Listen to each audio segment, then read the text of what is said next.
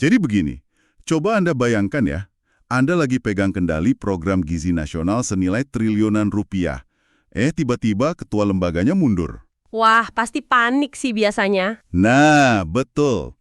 Tapi di Badan Gizi Nasional atau BGN ini, waktu kejadian pengunduran diri mendadak di bulan Juli 2026 lalu, yang terjadi malah manuver penyatuan kekuatan yang cukup di luar dugaan. Iya, kalau kita baca rangkuman dari pengumuman resmi istana dan pernyataan para tokoh saat itu, kita bisa melihat dinamika transisi yang jarang banget terjadi.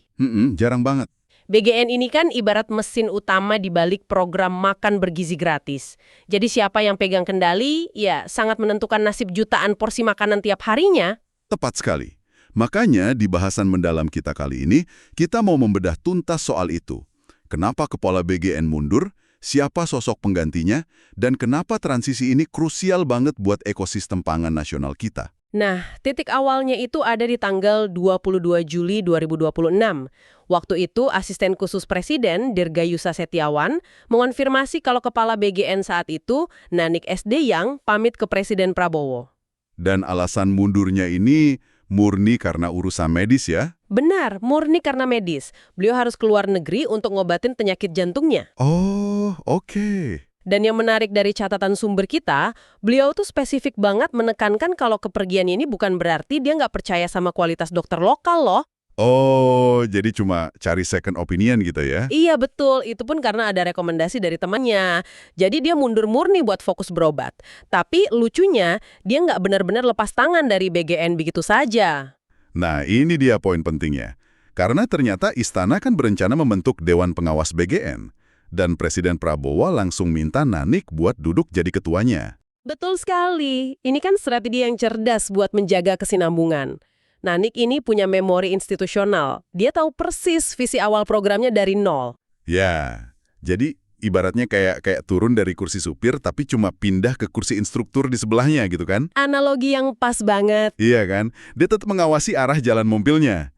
Terus pertanyaannya sekarang, siapa yang ngambil alih setir BGN? Nah, Mensesnek Prasetyo Hadi kemudian ngumumin kalau Wakil Menteri Pertanian, Sudaryono, yang diangkat jadi kepala BGN yang baru. Sebentar, tunggu dulu. Kenapa tuh? Kalau Sudaryono tetap jadi Wamentan, terus dia juga memimpin BGN, apa ini nggak berisiko? Maksudnya, kesannya kan kayak BGN dan Kementerian Pertanian ini jadi dua sisi koin dari satu dapur raksasa yang sama. Memang bener jadi satu dapur. Berarti fungsi check and balance-nya hilang dong. Justru penyatuan atau efisiensi itulah yang memang sedang diincar istana.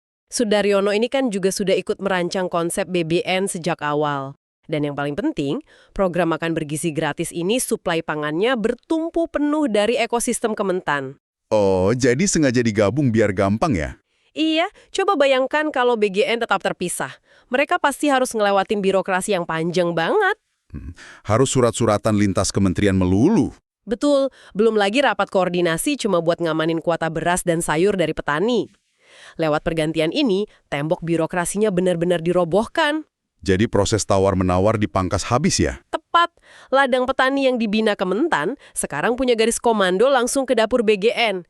Semuanya dikunci di satu rantai koordinasi tanpa perantara kementerian lain. Masuk akal sih, secara logistik. Dan yang bikin integrasi ini makin unik itu hubungan personal antara Nanik, si instruktur tadi, dengan Sudaryono, si supir baru. Ah iya, status Facebooknya itu ya? Betul. Nanik kan sempat nulis di status Facebook pribadinya, dia membocorkan kalau penggantinya ini adalah sosok yang dia anggap kayak adiknya sendiri. Iya, dia belak-belakan nulis loh, karena yang gantiin itu adiknya, dia nggak bakal segan buat njewer telinganya kalau sampai ada penyimpangan nanti di lapangan. Ancaman jewer ini lucu sih, tapi membuktikan ada lapisan kedekatan kultural di luar hierarki formal. Pengawasannya diharapkan bisa jalan efektif tanpa basa-basi, karena ya mereka sudah paham cara kerja masing-masing. Benar banget. Jadi secara keseluruhan, pergantian ini tuh bukan sekedar tambal sulam posisi kosong. Ini beneran manuver buat menyatukan rantai pasok pertanian dan distribusi gizi dalam satu ekosistem yang terpusat. Penyatuan sebuah dapur raksasa yang sesungguhnya. Tapi, buat Anda yang mendengarkan, sebelum kita menyudahi eksplorasi ini, mari kita renungkan satu hal. Apa itu? Dengan penyedia bahan pangan dan pelaksana program yang sekarang terkunci rapat di satu ekosistem kepemimpinan yang sangat terpusat ini, apakah langkah ini bakal bikin programnya tak tertandingi efisiensinya? Atau mungkin ada resiko di baliknya ya? Nah, itu dia.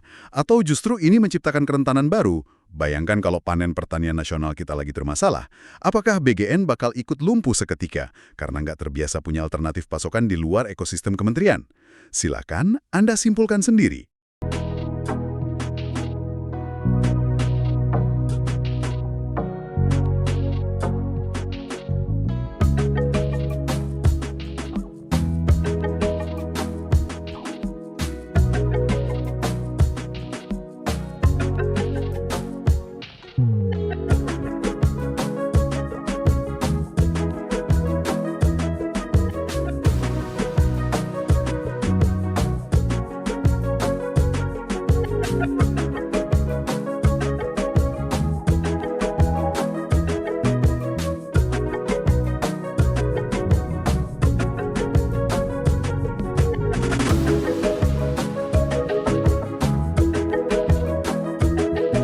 Program MBG ini kan sebetulnya adalah program prioritas Presiden yang dibahas jauh sebelum kampanye, kemudian menjadi materi kampanye, kemudian setelah kemudian beliau dilantik jadi presiden kan kemudian itu dilaksanakan. Artinya ya kalau ibaratnya kalau ditanya misalnya ke saya ya saya tahu persis lah kan, karena kita kan berkampanye kan materinya salah satunya kan makan beli gratis. Selain itu juga dari sisi pertanian kan kita juga adalah pihak yang sangat berkepentingan dalam MBG ini, bagaimana rantai pasok, kemudian bagaimana ini juga berefek kepada petani-petani kita, peternak-peternak kita, nelayan-nelayan kita kan. Nah, itu kita juga ingin.